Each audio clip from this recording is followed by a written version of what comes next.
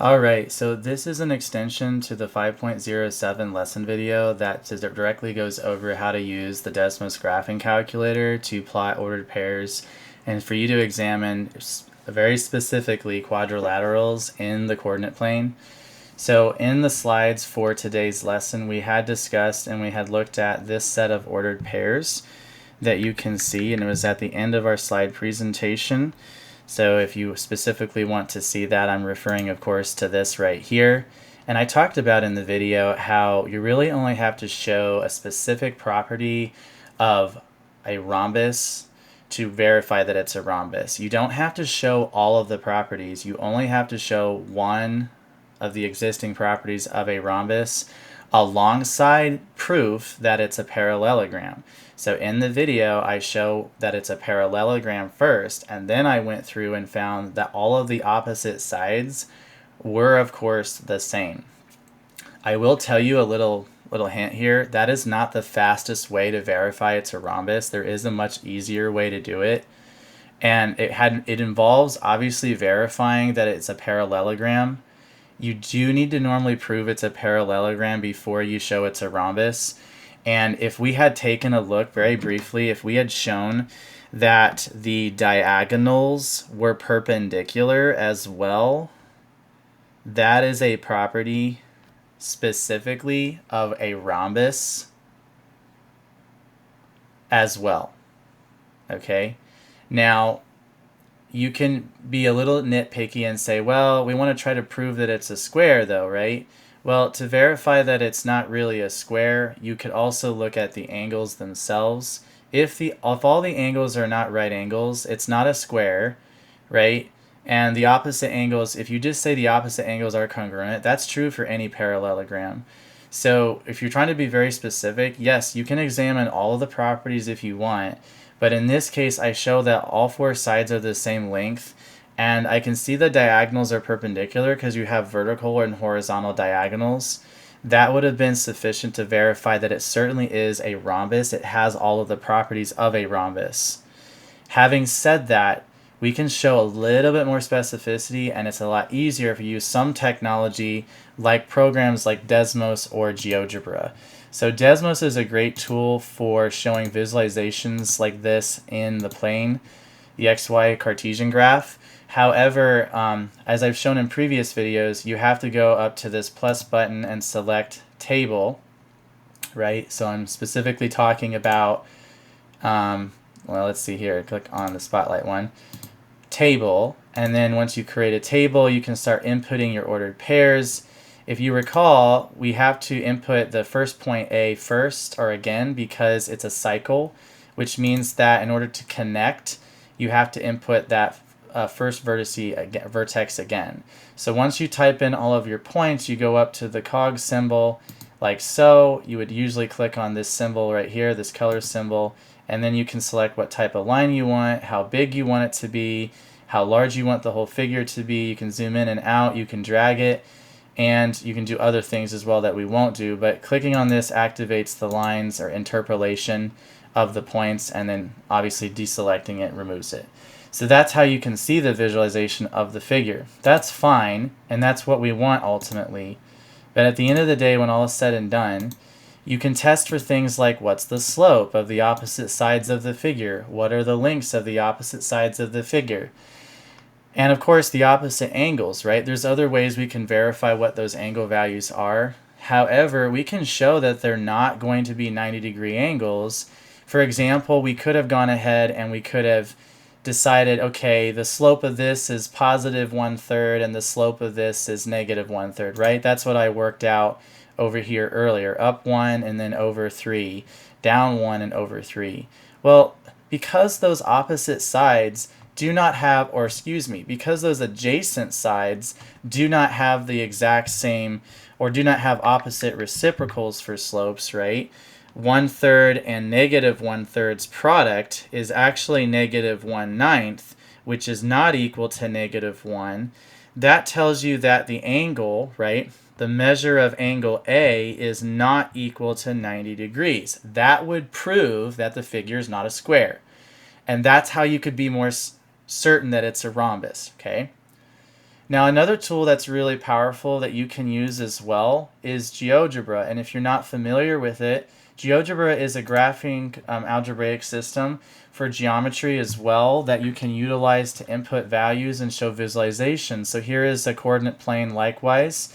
And you can even input your table here directly, or you can go to the table button over here. If you don't see it, it's right here. And you can start inputting your ordered pairs. For example, I had -3, 3. And let's go ahead and actually make sure it's an x value that we're inputting. So we want to start here. So we have -3, 3.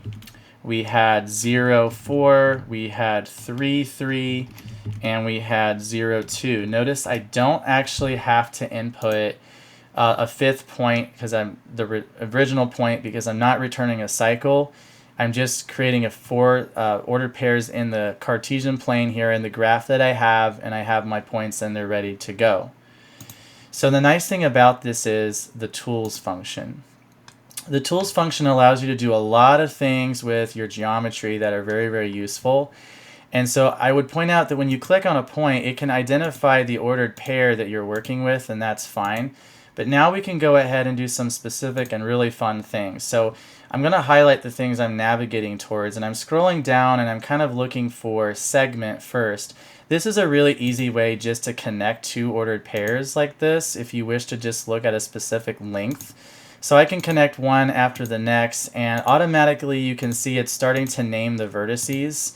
And it also puts down this little letter next to that as well. I can zoom in and get closer if you can't see that.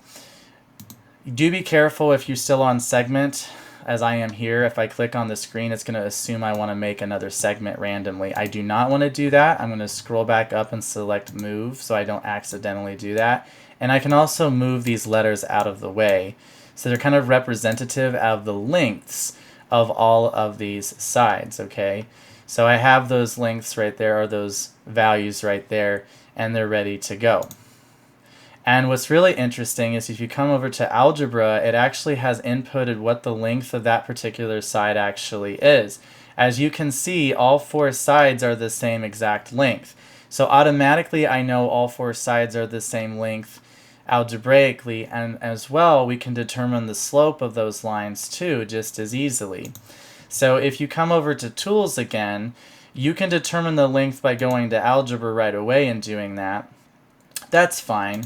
But also you can come down and click on the word slope. Now when you click on slope, you just have to click on the segment, which you know you're ready to do when the hand appears, and it'll automatically tell you what the slope is. And it seems to have improved its system because it's actually showing a rise over run feature as well, which is really nice.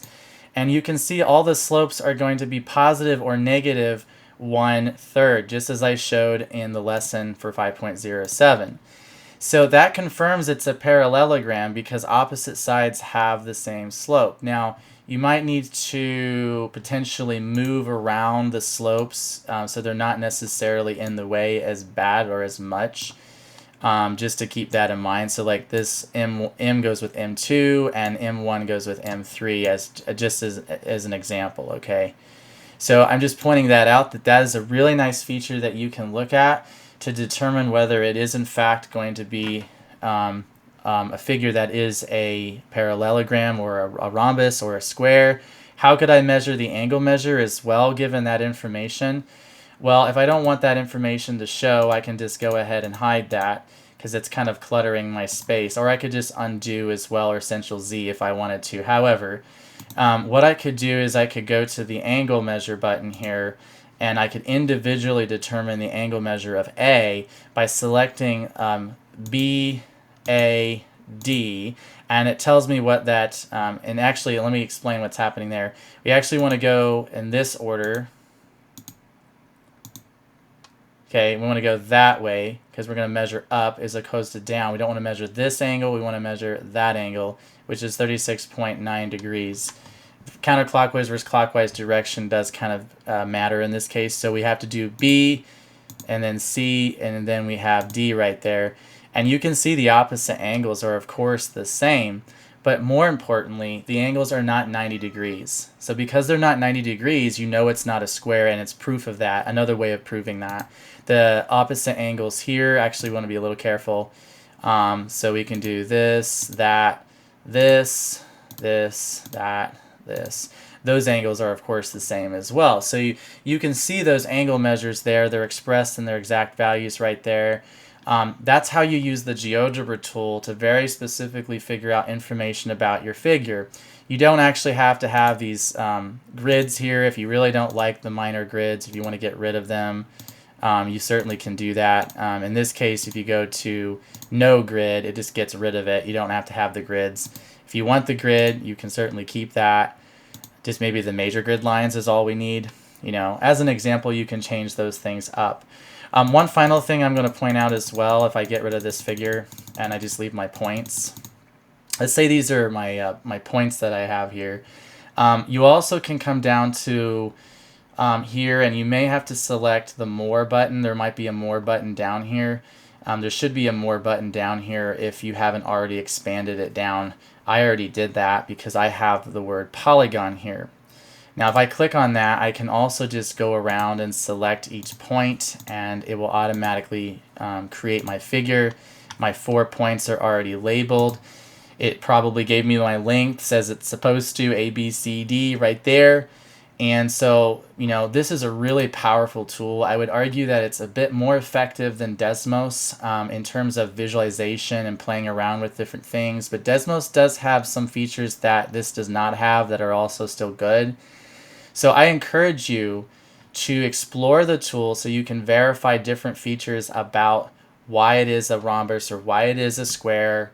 Again, you have to show the property that it is a rhombus. It doesn't mean you have to show them all, but you want to try to verify whether it's a square or not. And one way to verify if that it's not a square, of course, as I did, was, you know, the angles are not 90 degrees because the slopes aren't opposite reciprocals of each other. So I know it's a rhombus, but I also know it's not a square.